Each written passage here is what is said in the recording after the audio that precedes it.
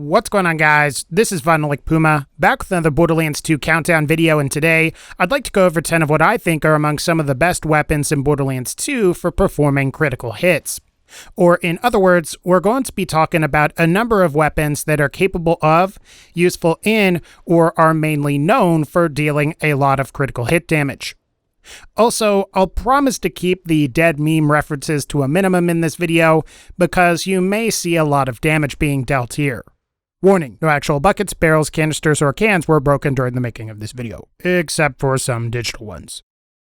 Otherwise, and to move on from this intro and actually get into this video, let's go ahead and start with our 10th entry, and that is going to be the Droog sniper rifle.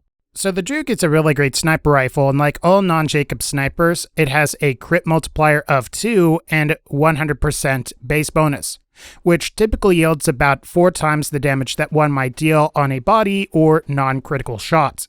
Even though this is actually lower than Jacob snipers, the Droog has a key advantage in that it allows for high fire rates, which usually allows for better DPS, assuming the player can score critical hits on a relatively consistent basis.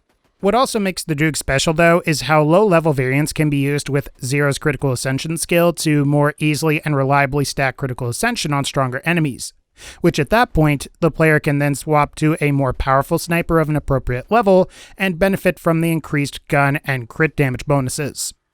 So, in addition to being a high DPS sniper rifle, the player can also use old low-level Droogs as a means to improve the critical hit damage of any snipers that they may have. This can make the Droog a great utility weapon once it's become obsolete after you've leveled up a few times. With all of this in mind, I think the Droog is a great weapon to have if you're looking to deal a bunch of critical hit damage. If you want one of these things, there isn't really a designated drop, so your best bet is to try and keep an eye out for them as you play through the game. Once you find one, though, I think you'll agree it's great for dealing a lot of damage. Number 9. The family-friendly SMG. So this thing is pretty much the most accurate SMG in Borderlands 2 and manages to maintain this accuracy under sustained fire. This allows the player to fire pinpoint shots at really long range while also maintaining a pretty high fire rate for consistent DPS. This SMG also has lower recoil than other Hyperion SMGs, and in my experience, the family-friendly SMG usually achieves its maximum accuracy in, say, 3 to 4 or maybe 5 shots, while most other SMGs are like 6, 7, or more. As you might expect and in theme with the rest of this list, the family-friendly SMG also has improved critical hit bonus when compared to many other Hyperion SMGs. Compared to your average Transmurderer with identical parts, you'll notice that the crit damage of the family-friendly SMG is noticeably higher. And when you compare the family-friendly SMG to the Actualizer SMG, you'll see that the family-friendly SMG achieves almost as much damage on criticals, despite the family-friendly SMG having roughly half the base damage. My only real complaint with this thing is that I do think it takes a little more skill to use this thing than some of the other SMGs in the game, especially when you compare it to something like the Sandhawk. Even still, the family-friendly SMG is a great SMG, and if you want it, it can be obtained as a rare drop from the bunker during or after the Where Angels Fear to Tread main mission. Number 8. The Fibber. Now, the Fibber is a pretty weird weapon that has multiple different barrels that affect the weapon's properties. However, and for our purposes, we're going to be specifically talking about the crit Fibber. In order to tell if you have the crit Fibber or not, be sure to check the item card, and if the damage seems really low for its level, then it's probably the crit Fibber. However, if you actually equip it and fire it, you'll notice that the crit Fibber has a ball or orb projectile that it fires, and that's another way you can tell if you have a crit Fibber. In terms of crit bonus, the Fibber clocks in at about 700%, which is actually a bit lower than a certain pistol that we'll be discussing a little bit later on.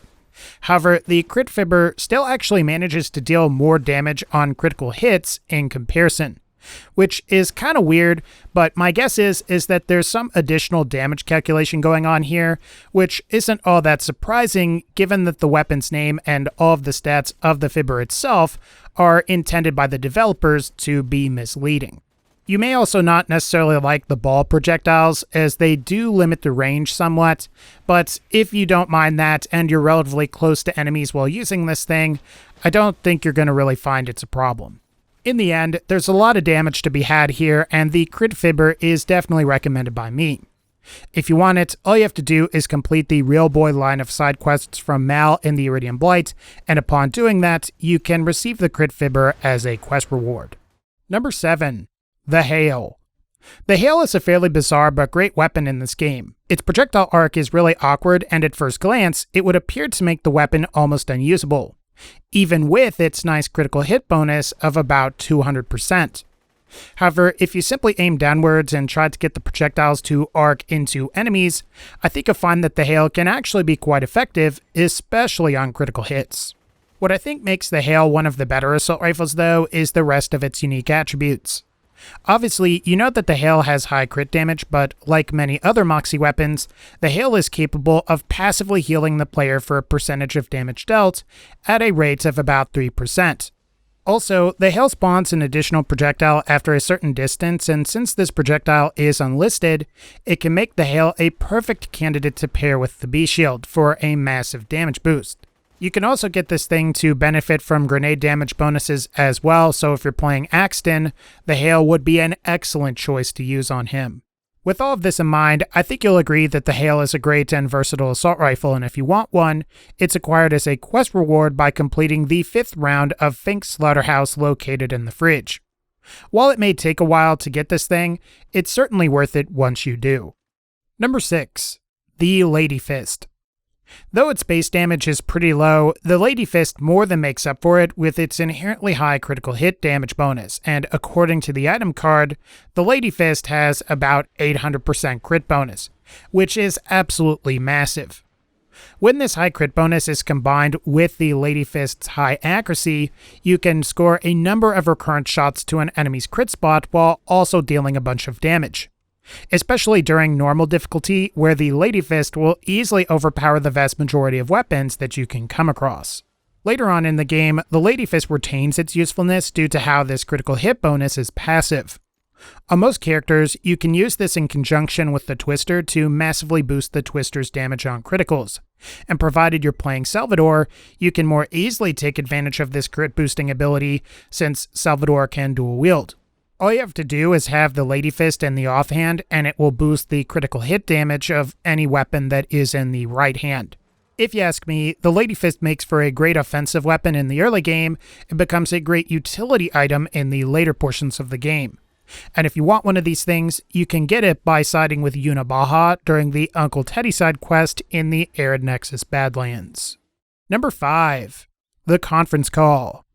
While it's never really advertised in the game as such, the Conference Call is a great weapon for performing critical hits on enemies. In fact, I would rank the Conference Call in second place among Hyperion shotguns when it comes to this specific attribute, with our first place candidate being a weapon that I will be discussing shortly. As mentioned in previous videos, what the Conference Call does is kind of hard to describe, but mainly consists of the initial pellets spawning additional projectiles upon impact or after a certain distance, followed by this horizontal perpendicular split. This can really up the overall damage and happens to be extremely effective against really large bosses like the Warrior, and can even be incredibly effective against Terramorphous and Chromorax. You're also getting this damage output at really low ammo consumption as well, which makes the Conference Call a great alternative for characters that can't use a certain Hyperion shotgun that, again, we will be discussing shortly in a later entry in this video. All of this said, it's worth noting that the Conference Call isn't necessarily the best choice when going up against most generic enemies, since many of these enemies are smaller, where it is much more difficult to take advantage of the Conference Call's special effects. However, it's still a great shotgun in Borderlands 2, and if you want it, it can be acquired from either the Warrior if you don't have DLC, or you can also farm the Handsome Sorcerer provided you have the Dragon Keep DLC. Number 4. The Morningstar. While the Morningstar is actually a fairly unremarkable sniper rifle and is even outperformed by a number of other snipers in the game, the Morningstar more than makes up for that with its special effect. What this effect does is increases critical hit damage bonus by 20% when a player scores a critical. And as far as I can tell, this effect does seem to stack, but doesn't appear to stack with each critical hit. However, assuming you score criticals consistently, you'll get a decent and consistent 40 to 60% bonus, which is pretty good all things considered. What makes the Morningstar overpowered though is that it can be used to perform an exploit that greatly increases the critical hit damage potential of any weapon. All you have to do is equip the weapon you intend to pass the effect to along with the Morningstar, and then deplete the Morningstar's magazine. From there, let the reload animation start. However, before it completes or successfully reloads the entire magazine, quickly swap to the weapon that you want to pass the effect to. Then swap back to the Morningstar, and then repeat this step over and over until you start to really hear the female voice loop over itself and glitch out. It's kind of hard to explain as I'm showing the whole swapping motion here in video, but you'll definitely know that you've done this all correctly if you fire and reload the weapon you wanted to pass the effect to, and you hear a bunch of overlapping voices. This glitch makes the Morningstar one of the best weapons for performing criticals in Borderlands 2, and if you don't mind taking advantage of it, I think you'll find you can deal a bunch of damage this way. If you want the Morningstar, it's acquired as a quest reward for completing the Hyperion Contract 873 side quest located in the Highlands. Number 3. The Becca. While assault rifles are often known for actually dealing less damage on criticals due to how many of them have an inherent crit penalty modifier, the Becca and other Jacobs assault rifles don't suffer from this, in addition to the fact that the Becca in particular seems to have noticeably higher crit bonus when compared to Jacobs rifles. Comparing a Jacobs Scarab, Hammerbuster, and Becca with nearly identical parts, minus their barrels, you'll notice that the Jacobs Scarab is bested by the Hammerbuster, and the Becca ends up besting the Hammerbuster despite the Becca's lower base damage than the Hammerbuster. Keep in mind that this is only for the initial projectile, so assuming you use the Becca in a way that only lets you take advantage of that initial projectile, it should outperform most of the other Jacobs assault rifles that are available. Assuming you learn the proper distancing and can take advantage of the Becca's special effect, you should be able to get 4 projectiles to hit for the cost of 1, which would yield quadruple the amount of damage you might deal otherwise. That, and given the 3 split projectiles are unlisted, they also gain full amp damage bonus from the bee, allowing the player even more damage they can take advantage of provided you properly maintain the bee's shield capacity. Ultimately, the Becca is just a really great weapon for dealing a lot of damage, and if you want it, it's acquired by farming tubbies. Number 2. The Interfacer. The Interfacer is the sister Seraph weapon to the conference call, and is the weapon that I referenced indirectly numerous times while discussing the conference call. Despite an issue which may make it a lousy choice on certain characters, the Interfacer still comes out on top as being one of, if not the single strongest shotgun in Borderlands 2. This is mainly due to the Interfacer's abnormally high critical hit bonus. This attribute makes the Interfacer an excellent choice when going up against pretty much any enemy that has crit spots. And unlike the conference call, you're getting both higher projectile count here, and the converging projectiles of the Interfacer tend to be much easier to get to hit enemies than the diverging ones of the conference call. So while the conference call tends to be best against exclusively large enemies like the Warrior, Terramorphous, and Chromarax, the Interfacer does well against them and is also quite effective against regular mobs as well. All this said, you may have some issues with high ammo consumption if you're not playing Salvador. While 2 ammo per shot isn't a whole lot, it can definitely add up and you'll be going through your ammo pool much faster here than you would with the conference call. So just keep that in mind. If you ask me, the Interfacer is the strongest shotgun in the game and is a must-have item for raiding with Salvador. If you want the Interfacer, you can get your hands on it by defeating Verastus in Ultimate Vault Hunter mode, and you can buy it from the Seraph vendor at the Hunter's Grotto Lodge in Normal and True Vault Hunter mode. Number 1. The Lyuda. So, it would be criminal of me to not include the Lyuda on this list. After all, the Lyuda has a listed crit bonus of about 125%, and on top of that, it just so happens to be based off of the Droog, which we discussed earlier. Like the Droog, the Lyuda sports high critical hit damage potential and a pretty high fire rate to go along with it, allowing the player to achieve some massive DPS potential provided you can score a lot of criticals in quick succession. Unlike the Droog though, you're getting that enhanced 125% crit bonus, as well as the ability to fire additional projectiles per shot. The way these additional projectiles work is that after a certain distance, the initial projectile splits into 3, which then fan out into a horizontal formation. Assuming you can properly time when the initial projectile splits into 3, you can potentially triple your damage per shot. And given that the Lyuda already has a really high fire rate, you can do this like multiple times in a second for massive DPS. This of course doesn't even factor in other things like Zero's critical ascension skill, which makes the Lyuda even more powerful provided you decide to go ahead and pre-stack before taking on a boss or enemy. So considering all of the aforementioned things that I just mentioned, I think we can all agree that the Lyuda is certainly capable of a lot of damage. Ultimately, I would say that regardless of build, character, playstyle, or weapon preference, the Lyuda is among one of the best weapons for critical damage, let alone one of the best weapons in the game.